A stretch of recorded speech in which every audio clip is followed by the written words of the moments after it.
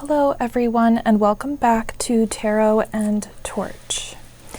So today's video is going to be just the practices that I normally partake in November, as well as the tarot decks that kind of assist me in these different parts of my spiritual journey. So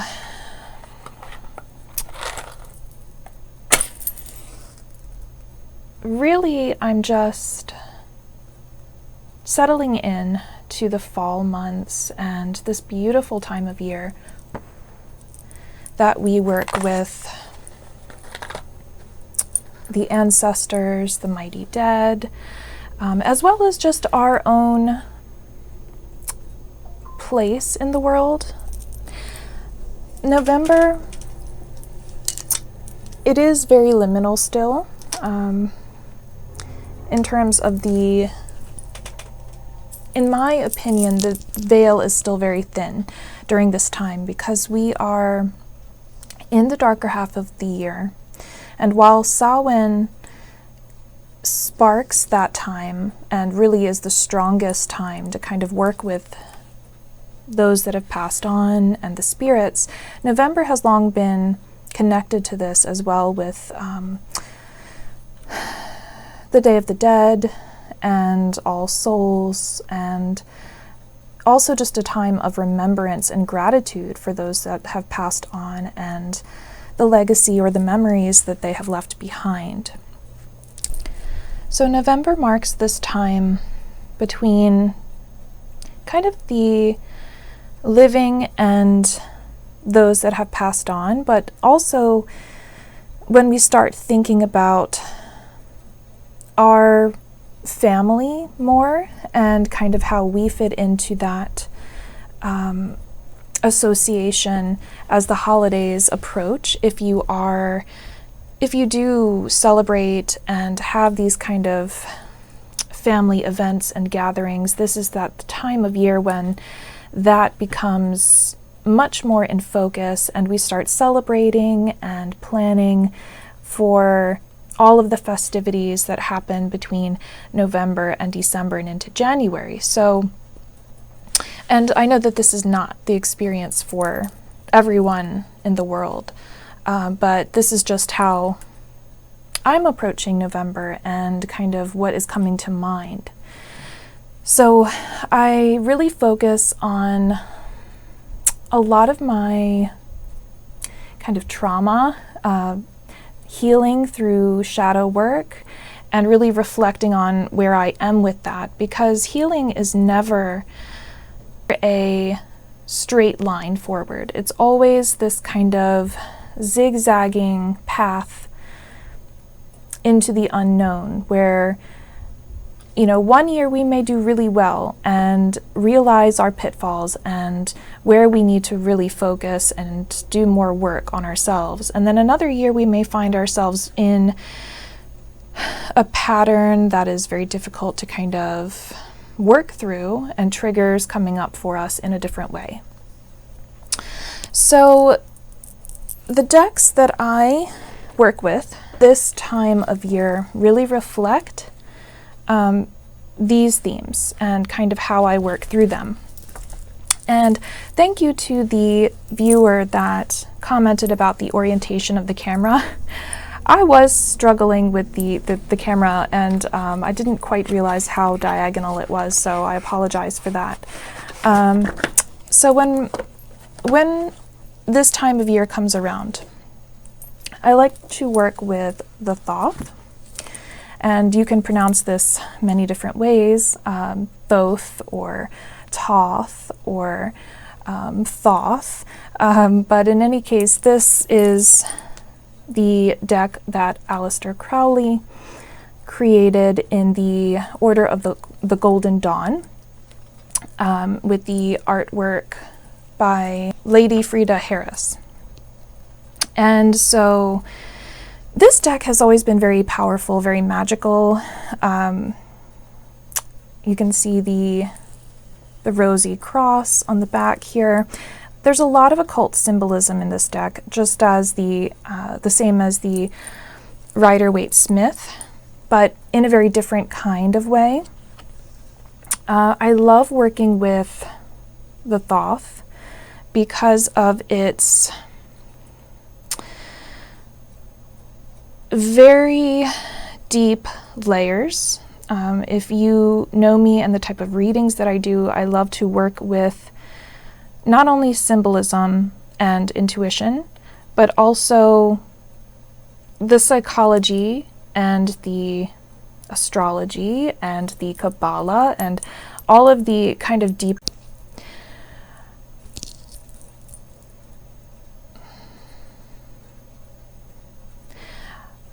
deeper and more complex layers that go with the Thoth.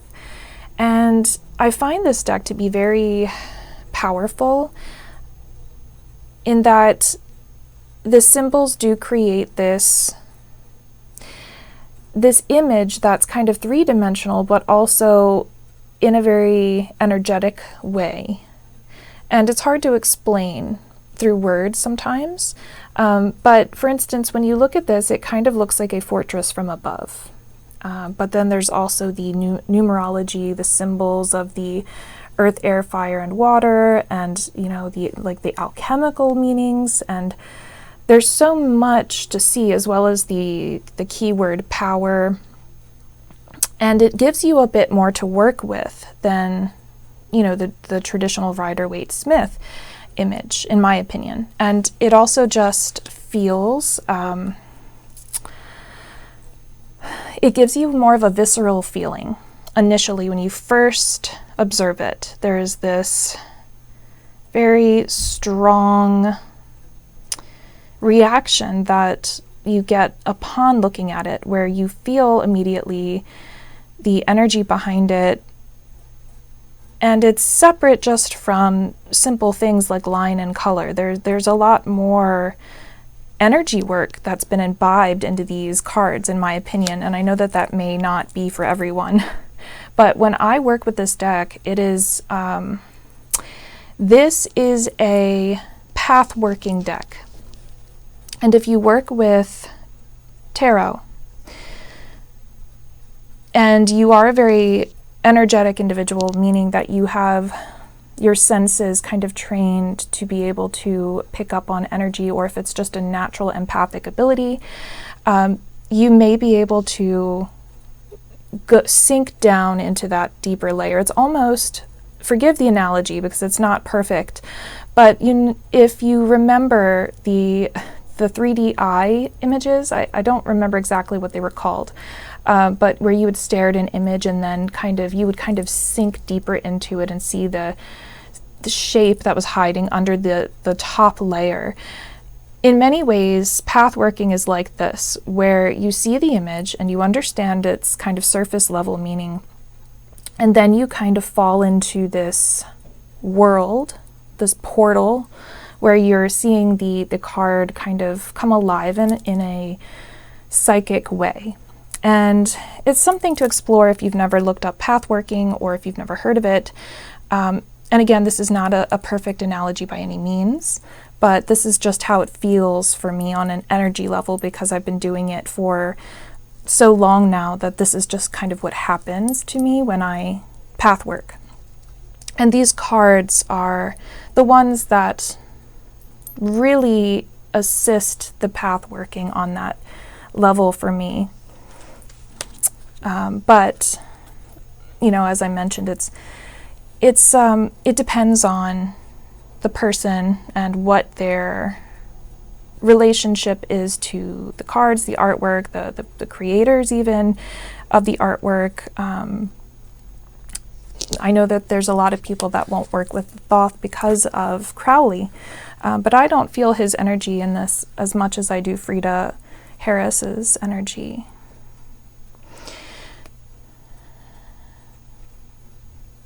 In any case, this deck is, it's also very fall color inspired.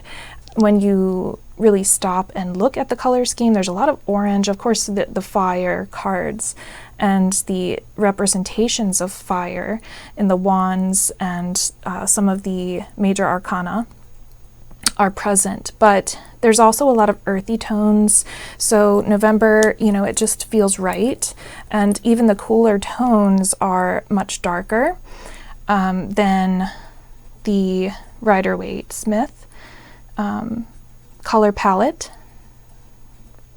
So there is a lot of, and I love this Three of Swords, by the way. Sorry to jump back, but you know, with the sword piercing the I believe it was a chrysanthemum, but I'd have to look that up. But the flower here, and kind of that feeling of, you know, not just it being a heart, but a flower. There's this again, this visceral feeling, which, you know, the other one does well also, but this one, it feels more mental, because the swords are our mind and the reflection of our mind. And we can sometimes see the original Three of Swords piercing the heart, and immediately our emotions are kind of coming up to the forefront. But here it's almost a bit more surreal, with the swords, the blades kind of curved in this very strange, surreal, artistic way. And it being a flower that it's piercing instead. And with the petals falling off in that way, it almost reminds me of, you know, like he loves me not, with the petals falling down. But then there's all of these kind of disjointed shards in the background. And it really takes your mind to a place of understanding that this is a card of kind of a mental disruption, you know, worry, fear, and being cut off from communication, more so than only heartbreak, although the word sorrow is also here. But it's just a different way of kind of working with the Three of Swords, as we normally have that kind of same representation of the swords piercing the heart. But in any case, this deck is, of course, it's beautiful, it's powerful, meaningful, historical as well, because of its association to the Golden Dawn. But I work with this deck for its magical capacity and its healing capacity through the path working and just sinking deeper, sitting more with the cards, the energy in the cards, the meaning behind the cards, but not only the kind of aesthetic, because I do feel that we sometimes get so caught up in how the aesthetic is with the cards that we can sometimes not slow down enough to get into some of the deeper states of consciousness. And I love this Hierophant, by the way. I mean, look at all of the representations, the symbols here. I mean, we have the symbols for Taurus, of course, the traditional meaning. We have this key here, which was present with the original Hierophant as well, with the priestly kind of imagery. But here we don't have the two, I forgot what they were called, apostles or students that are flanking him in the other card. Here instead we have these other depictions and this priestess, the high priestess here, or Isis. So here we have a priestess or Isis. I can't really tell exactly who that is supposed to be, but that is the image that it conjures, is that kind of female component to this Hierophant, kind of the sacred, not even the sacred masculine and feminine, but the two components of masculine and feminine in us all, which I suppose you could call the divine masculine and feminine. But in any case, the imagery is so very layered and deep, and it takes quite a while to really get underneath of all of that and work with it. But it gives you so much to work with and through, and to think about that you come to the understanding, the deeper esoteric understanding. And a lot of people did kind of struggle with the original Hierophant card because of the priest association, whereas here it's more of a, it could be considered more of a spiritual teacher, or someone who is delving into esoteric mysteries. So it doesn't necessarily have to be associated with the kind of Catholic imagery if someone is uncomfortable with that. Okay, so I've gone on and on about this one.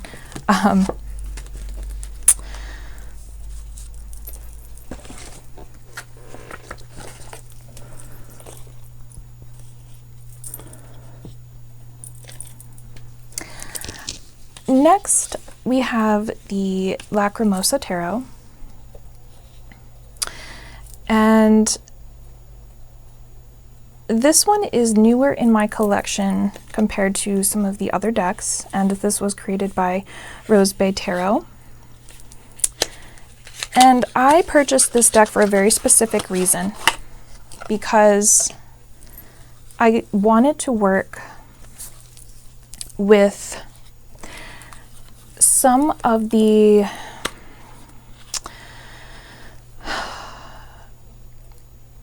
conditioning and kind of religious trauma that I am trying to heal from still to this day.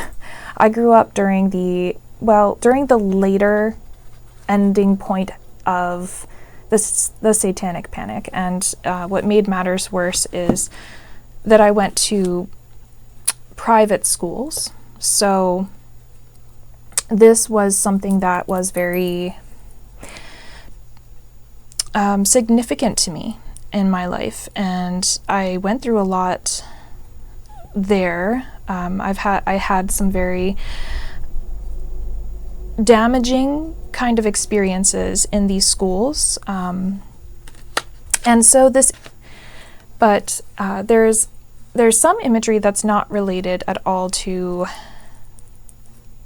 on first glance, of anything deeply kind of religious. There's a rebellious quality to these images where it's not all about religion. It's not all about staying to any kind of structure. It's more about kind of, in my opinion, reclaiming it in a very different way, and that's how I see it. So we have the Queen of Wands draped in this beautiful kind of lavish red cloth, which is very, full of life and passion. And even her form, it suggests that kind of passionate energy.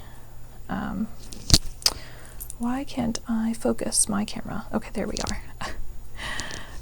It suggests this kind of passionate irreverence almost. And I realize that I'm viewing this in a lens that it may not have been intended to be viewed through. But there is a significant reason for that, as I mentioned, because I am healing through religious trauma. And some of you may not have had that experience, and some of you may have. But this deck for me is a way to work through that. And I've purchased a few decks intentionally for that purpose. See, like this Knight of Coins. The Knight of Coins is a very patient, almost valiant kind of energy, more, dependable and earthy, but the Knight is depicted here as this kind of satyr, I believe the name is pronounced. And, the church would consider it, that's a demon, because that's how they consider, anything with horns. The horns are depicting this lowly kind of earth energy that's related to the devil in Christian kind of mythos and lore. But here, it's depicted in a very different way, a softer way, kind of you almost see a sense of reflection and kindness in this creature's expression.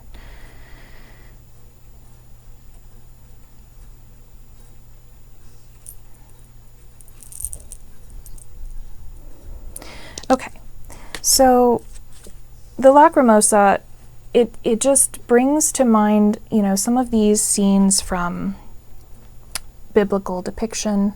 You know, this Eight of Wands is very likely some sort of heavenly messenger, which would make sense for the Eight of Wands being that kind of communication card. But it doesn't... We're having trouble focusing here. It doesn't bring anything too overly religious in this symbolism, even though it is supposed to be that kind of scene. So we are focused more on the folds of fabric, on the sensuousness of the card. And it's just a beautiful, beautiful deck to work with to kind of find this inner holiness. And what I mean by that is our own higher self, our own connection to the divine, and our own heart.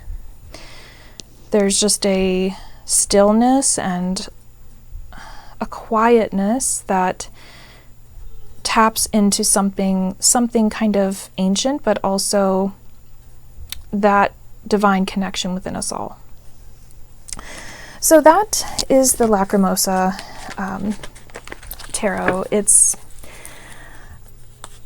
There are more images in here that are more kind of biblically linked, or could be. So, and with the cross on the back, it's understandable if you see it in that way. But there is a beauty. So there is a beauty to this as well, knowing that there is this kind of link to a religion, but there's some freedom in it as well to make it healing, peaceful, and spiritual in a very different way. So that is how I work with the Lacrimosa tarot, and it does have these beautiful red gilded edges, which are just beautiful. I love them. The next deck that I work with in November, or that I will work with this month, is the Hedge Witch Tarot, and this is another new one. And this one I do like for, it does have the aesthetic kind of qualities of a fall deck. It's gorgeous to look at. We have the blue background with all of this gorgeous brown as well. So it does feel very fall.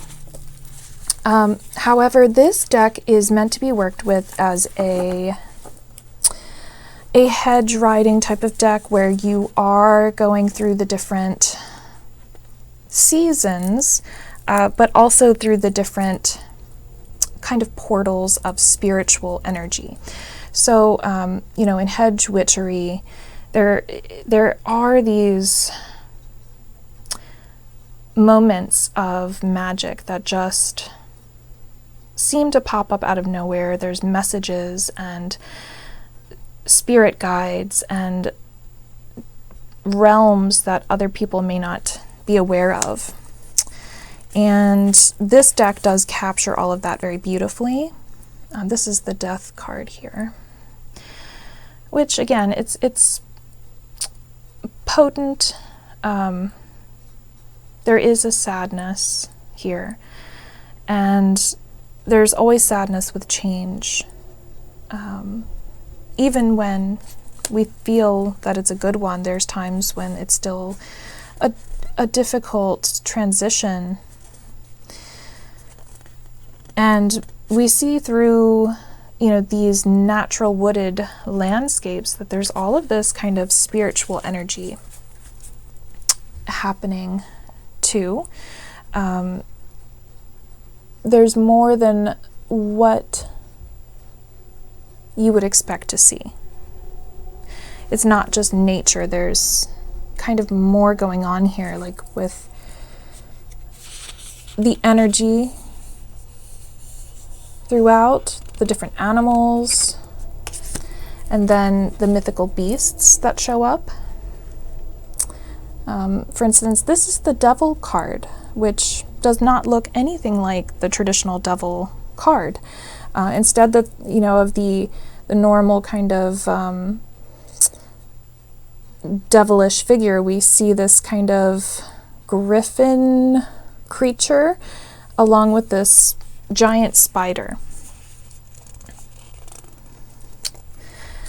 And I feel that that's the reason why I feel that that's more potent here, is because she is not aware of these creatures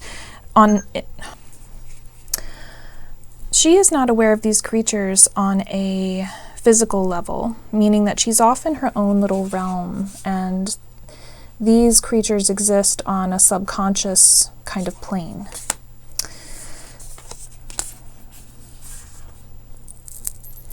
And then we have the Three of Cups, and this one was interesting because of the perspective shift. It's not the same depiction of only 3 people. We have 5 people in this card, and all of these creatures as well. So it does ask us, who is the one that is feeling celebratory, and what is going on with the other 2? Are they feeling left out? Is there some kind of jealousy going on? So a lot to think about here too. And then it also has very Christmas scenes, which I love, like this King of Pentacles as the Green Man here. Or if not the Green Man, the Holly King. That's what the Holly King is, who this is supposed to be. So really gorgeous with the berries and the winter scenery. But what this deck is good for is kind of going beneath the surface, feeling the deeper energies behind the traditional meanings, and kind of putting that into perspective in what is going on with us. And also, if you are a psychic, or you work with energy, or you delve into those deeper realms, it kind of feels like home in many ways. It feels like returning home, and working with familiar kind of creatures, depictions, and energies that make sense to the work that you do. So I love it for that. And as someone who reads tarot and works with Reiki and energy, I'm also an herbalist and a healer, so there's just so much that fits in the world that I already exist in, and also with these added spiritual elements that you see when you go into trance-like states. Okay, so that is another November deck. So in working with more of the ancestral energy that I mentioned, I love the Earth and Bone as one of the many decks that works very well to deliver messages from ancestors and kind of the guides that are earth-based as well.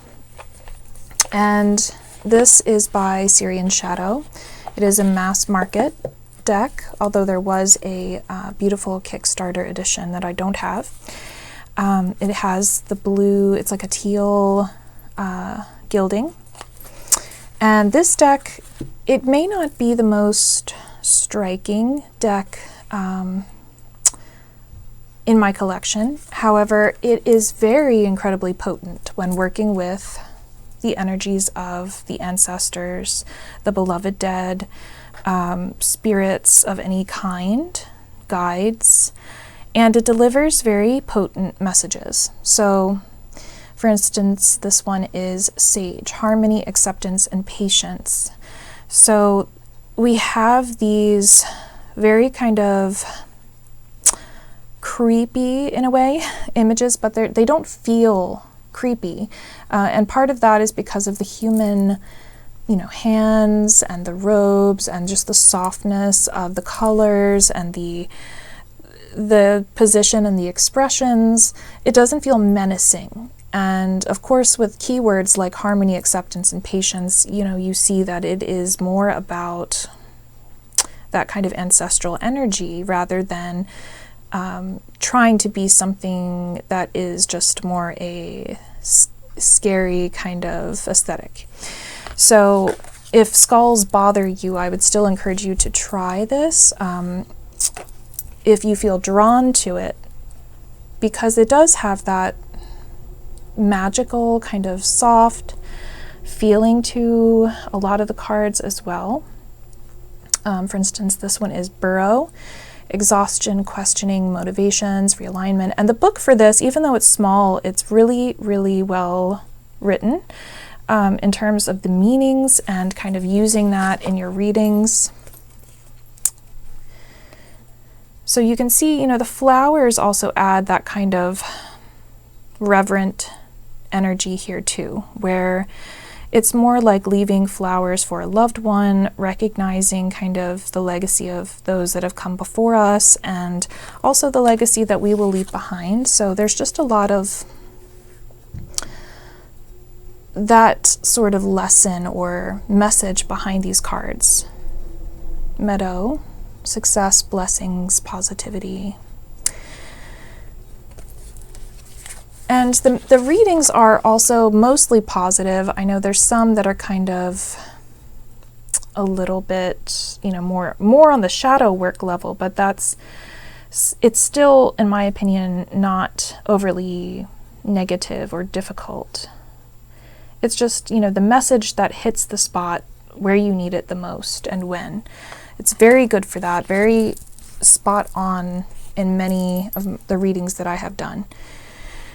And great for communicating with ancestors, which I will be doing a video about kind of working with the dead and ancestor work and things like that. So let me know if that's something that you would like to see.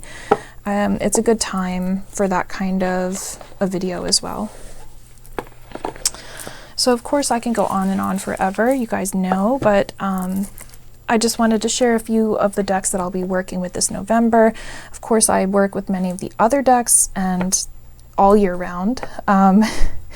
But these are just some of the key decks that I haven't shown that I will be working with, and I hope that you are all doing very well.